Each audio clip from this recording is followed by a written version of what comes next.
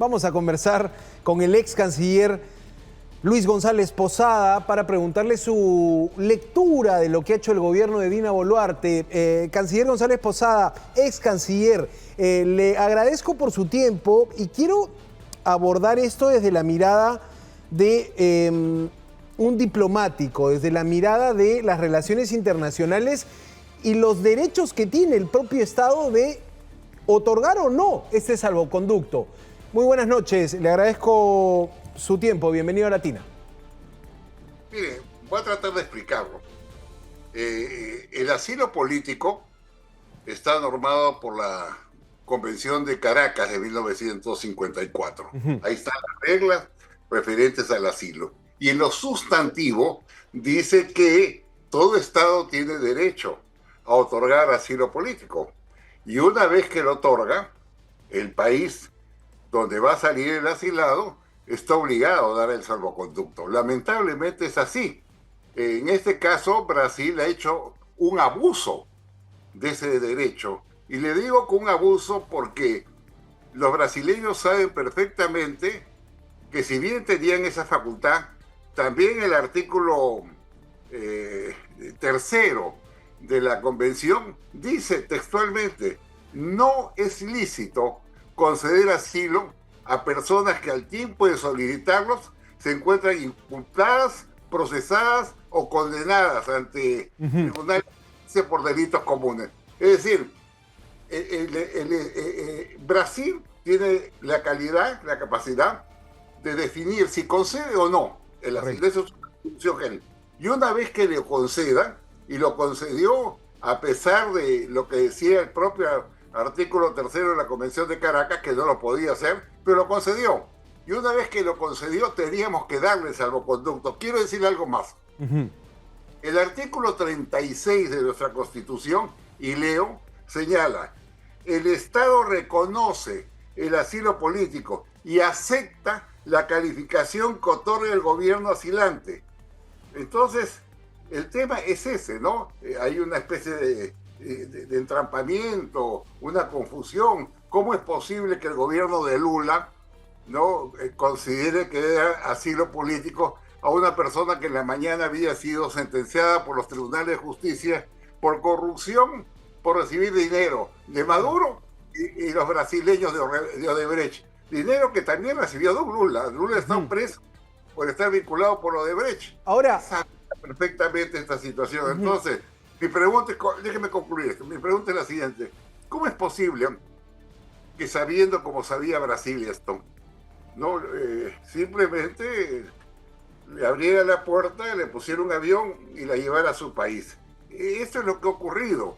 El Perú no tenía otro camino, lamentablemente, que otorgarle el salvoconducto. Ahora, ¿no hubo también alguna negligencia de las fuerzas policiales? Porque le cuento que esto se transmitió en directo. O sea, mientras la jueza pronunciaba la sentencia, pasaron horas hasta que la policía llegara a tocarle la puerta a la casa de Nadine Heredia. ¿No hubo allí una negligencia? ¿No era previsible, sobre todo tratándose de personas que han tenido altos cargos en el país? El señor Ollantumala estaba en la audiencia, pero entiendo además que la policía, seguridad del Estado, tendría que tener ubicadas estas personas, ¿no? O sea, habiendo sido dignatarios, ¿no? ¿No cree por allí que se pudo hacer algo más, digamos, para impedir el ingreso de la señora Heredia a la Embajada de Brasil?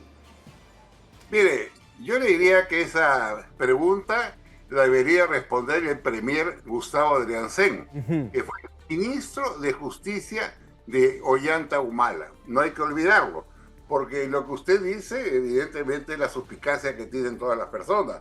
La señora se ausenta de la lectura de sentencia, están abiertas las puertas de la Embajada de Brasil, llega, ingresa, Brasil le concede el asilo y a las pocas horas el gobierno peruano le entrega el salvoconducto, visión brasileño y se va. Entonces, la gente se siente burlada. No se olvide que este es un proceso muy largo, que tiene 10 años. He visto que han habido 220 testigos, 10 peritos, y hay 1.200 documentos que amparan la acusación contra Ollanta Humala y contra la señora Nadine Heredia, ¿no? Entonces, es un juicio, un proceso judicial que le ha esquivado gracias a la colaboración del gobierno de Lula. Lula es, desde mi punto de vista, un presidente corrupto, un presidente siempre orientado hacia las causas equivocadas. Pero así ha ocurrido. De acuerdo al derecho internacional no se podía hacer otra cosa. Con el asilo, acá tiene usted su salvoconducto y se puede ir, señora. Pero hay otra instancia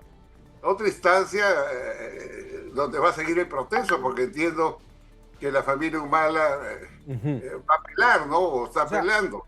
Ahora, doctor González Posada, quisiera también ligar esto que usted me dice. No olvidemos que el actual presidente del Consejo de Ministros fue funcionario, fue parte del equipo de gobierno de Ollanta Humala.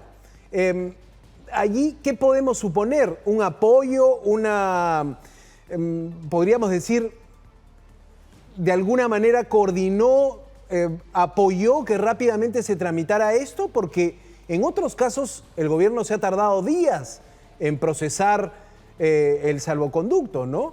Recuerdo incluso que cuando el expresidente Alan García solicitaba el asilo a la República Oriental del Uruguay, figuras del gobierno en ese entonces hablaban de no otorgar el salvoconducto, ¿no? O sea, estamos viendo distintos casos y distintas maneras de gestionar por parte de un gobierno de una situación diplomática como esta, ¿no?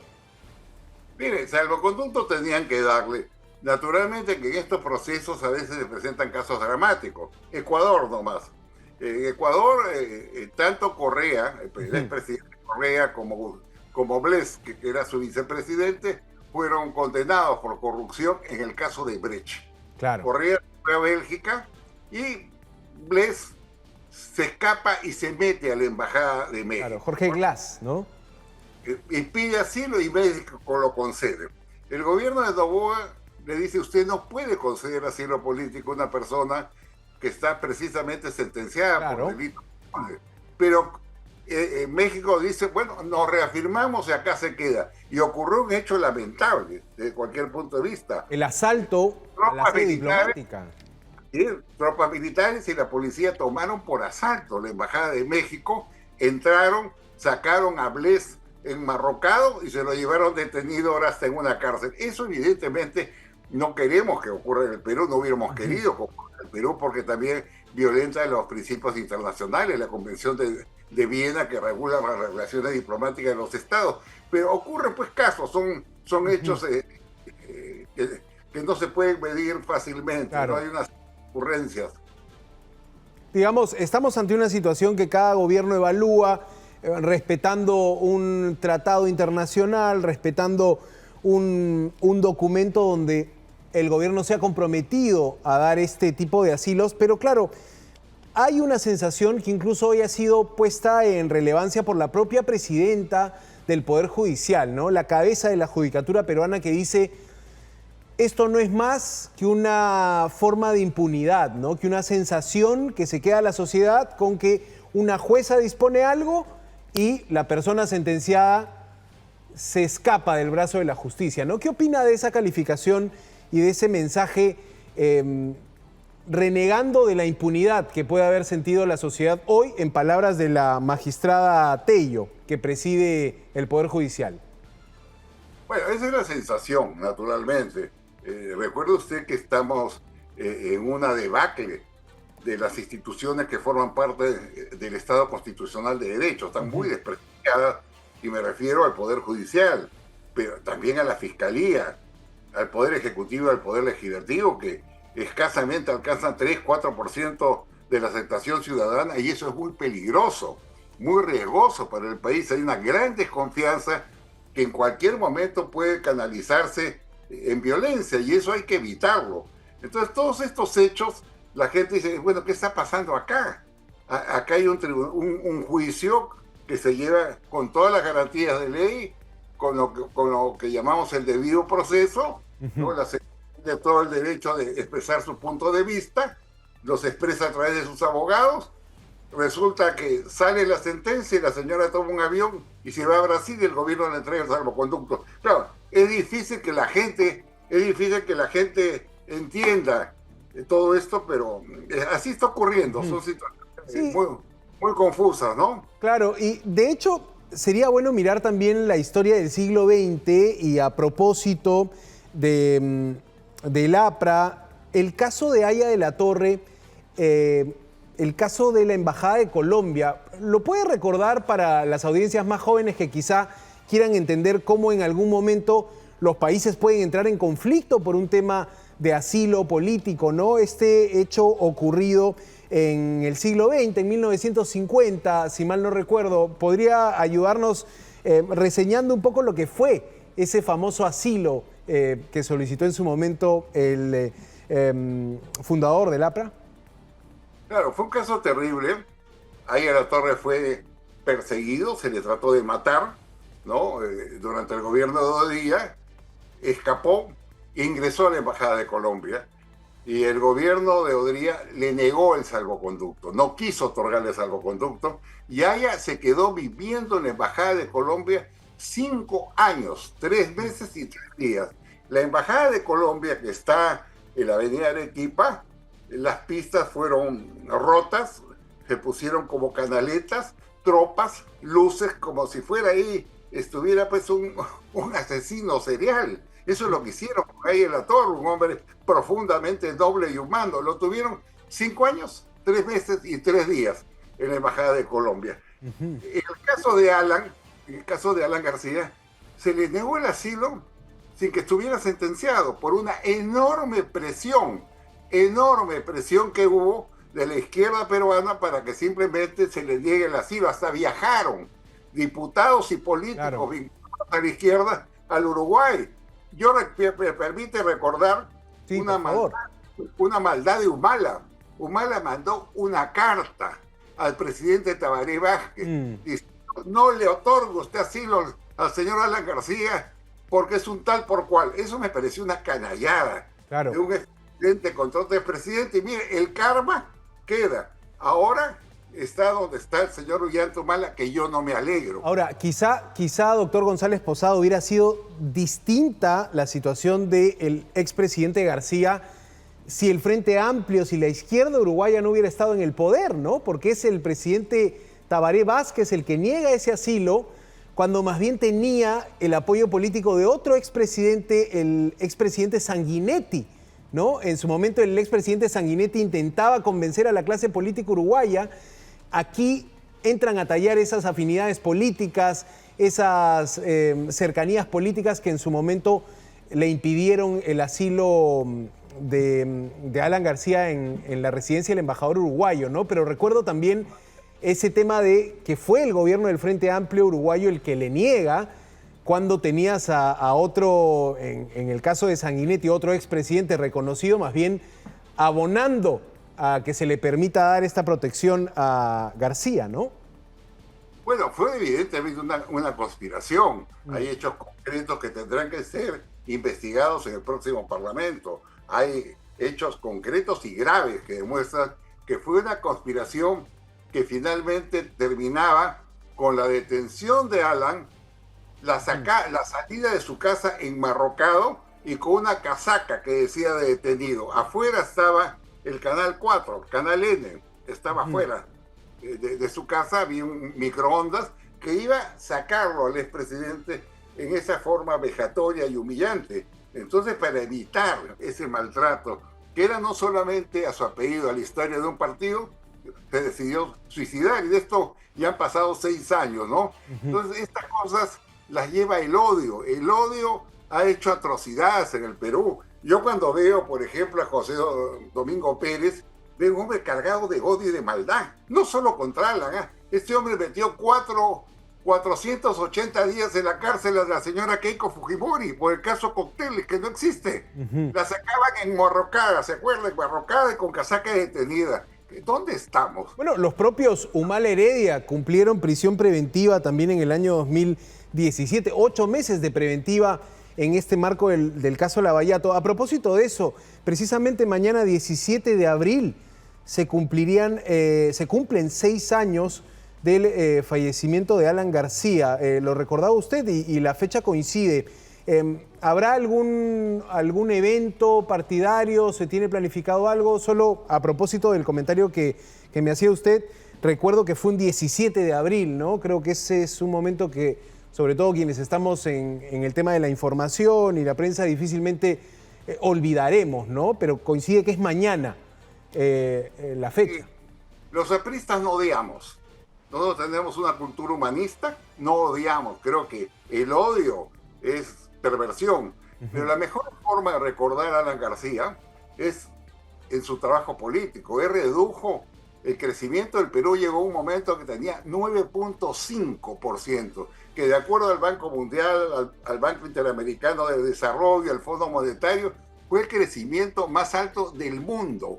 Se construyeron miles de kilómetros de carreteras, hospitales, escuelas, se redujo la pobreza a la mitad. Entonces, no ha habido, y no lo estoy diciendo yo como aprista, lo dicen los organismos internacionales, no ha habido un mejor gobierno que ese segundo gobierno del presidente García, y así lo queremos recordar. Y a él lo recordamos como lo que era, un buen amigo, un hombre que amaba la naturaleza, a su familia, a sus hijos, que bailaba, cantaba, le gustaba reírse. Entonces, bueno, claro, fue Alan, pero estamos acá nosotros. 6 años ya. ¿Cómo se proyecta al futuro el APRA ahora que estrena nuevamente inscripción partidaria en estas elecciones que ponen los pelos de punta con tanto partido participando en esta contienda? ¿Cómo se prepara el Partido Aprista Peruano para esta carrera electoral? ¿Buscará alguna alianza, por ejemplo? Mire, a nosotros nos han hecho maldades. Salas Arenas, ¿no? Cuyo corazón... Expresidente del PJ. Izquierda, el JNE, perdón. El camino al Parlamento abusivamente, no permitió que nos escribiéramos y por eso no tenemos parlamentaria. Y 2 años después del suceso, el Tribunal Constitucional, ¿no?, sacó una resolución diciendo que había sido ilegal lo que había hecho Salas Arenas, pero pasar con nada, ahí está Salas Arenas feliz de la vida en la Corte Suprema como vocal. Es la impunidad, la maldad con impunidad. Entonces, nosotros nos han hecho esas cosas. El APRA es un partido muy maltratado. Tenemos muchos años de muertos, heridos, persecuciones, encarcelamientos, todos. Pero hay que mirar el país desde una dimensión humana, saber perdonar y avanzar por las grandes causas, la justicia social, buscar lo mejor para el pueblo peruano. Y el partido va a las elecciones de todas maneras. Nosotros no sabemos con quién, hay muy buenos cuadros, eso lo decidió una asamblea del partido, pero hay que combinar lo que diría los viejos valores, donde no estoy yo, por supuesto, pero hay gente de mucha experiencia, capacidad. Yo le podría decir Jorge del Castillo, nadie puede discutir, ha sido alcalde, primer ministro, parlamentario. Javier Velázquez Cosquén ha sido presidente del Congreso, primer ministro del Perú. Mauricio Mulder. Hay gente de ese valor, bastante gente de ese valor. ¿Y jóvenes tienen? Hay muchos jóvenes a quienes hay que abrir puertas, ¿no? Qué interesante. Sería muy interesante poder conversar con jóvenes figuras de los partidos históricos del siglo XX peruano, porque recuerden, amigos, que el APRA y el PPC vuelven al ruedo político luego de haber perdido la inscripción y fueron en alianza alguna vez. Mi pregunta es, ¿y qué le ha pasado a Salas Arenas? Nada, ahí está feliz. Y luego más, rodeado de 12 policías, porque este hombrecito dijo que lo querían matar y pidió protección a la Comisión Interamericana de Derechos Humanos, la OEA, mandando un video donde salió una señora en una manifestación diciendo que muere Salas Arenas. Entonces, a raíz de eso, pidieron protección especial para este él también en su momento respondió ante ese hecho. Después las barbaridades que hizo, ¿no? Pero me parece que ha quedado ahí por lo menos el recuerdo de quien presidiera el Jurado Nacional de Elecciones. Le agradezco, doctor González Posada, por su tiempo comentando esta situación del asilo otorgado a Nadine Heredia. Muchas gracias, buenas noches. Gracias, buenas noches.